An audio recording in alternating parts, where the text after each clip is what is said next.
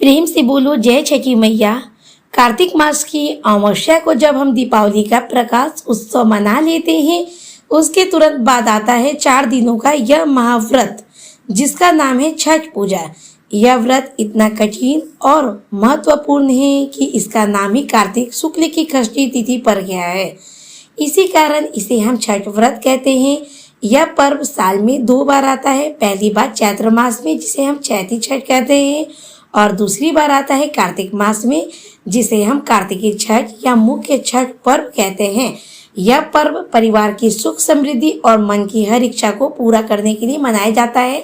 खासकर छठी माता को संतान वाली माता कहा जाता है। इन्हें कात्यायनी माता भी कहा जाता है। तो और ये भगवान सूर्य की बहन है,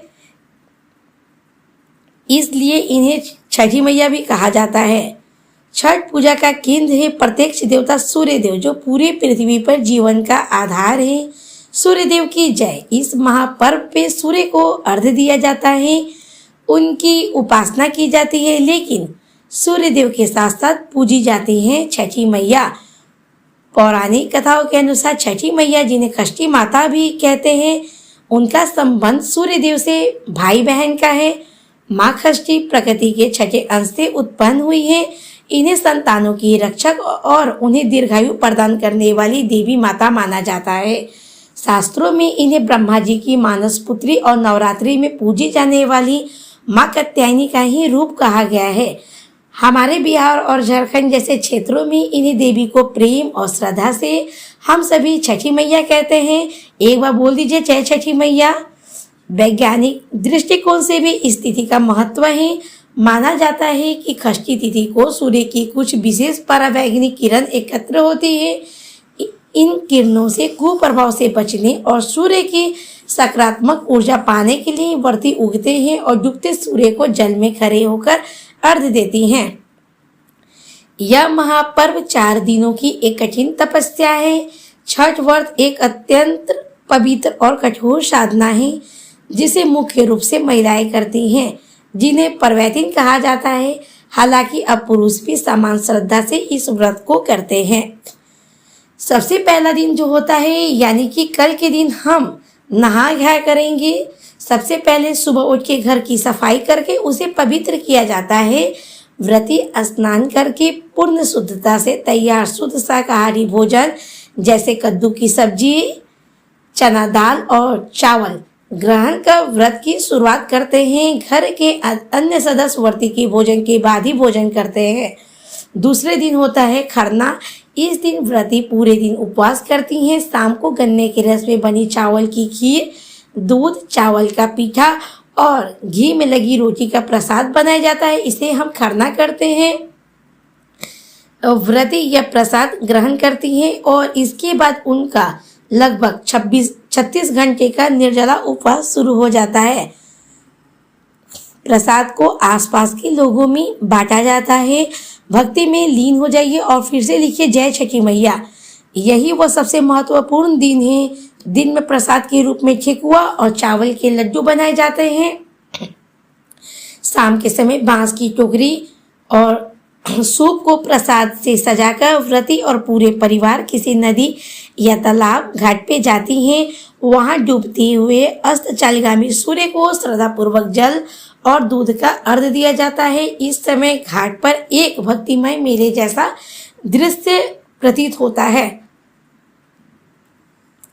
यह छठ पर्व का अंतिम दिन है, कार्तिक शुक्ल सप्तमी।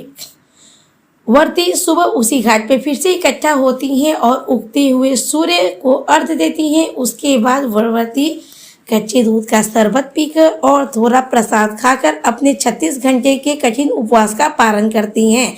सूर्य देव की जय हो। यह व्रत एक बार शुरू करने के बाद तब तक किया जाता है जब तक कि अगली पीढ़ी की कोई विवाहित महिला इसे करने के लिए तैयार ना हो जाए। छठ में पवित्रता का विशेष ध्यान रखा जाता है। व्रती बिना सिलाई वाले नए वस्त्र पहनती हैं। पुरुष लोग धोती पहनते हैं। लहसुन प्याज वर्जित होता है। छठ पूजा की पौराणिक कथा इस प्रकार है। रामायण की मान्यता के अनुसार कहते हैं लंका विजय के बाद राम राज्य की स्थापना के दिन भगवान राम और माता सीता ने कार्तिक शुक्ल षष्ठी को उपवास करके सूर्यदेव की आराधना की थी। महाभारत की मान्यता के अनुसार, एक कथा के अनुसार सूर्य पुत्र कर्ण ने सबसे पहले सूर्यदेव की पूजा शुरू की।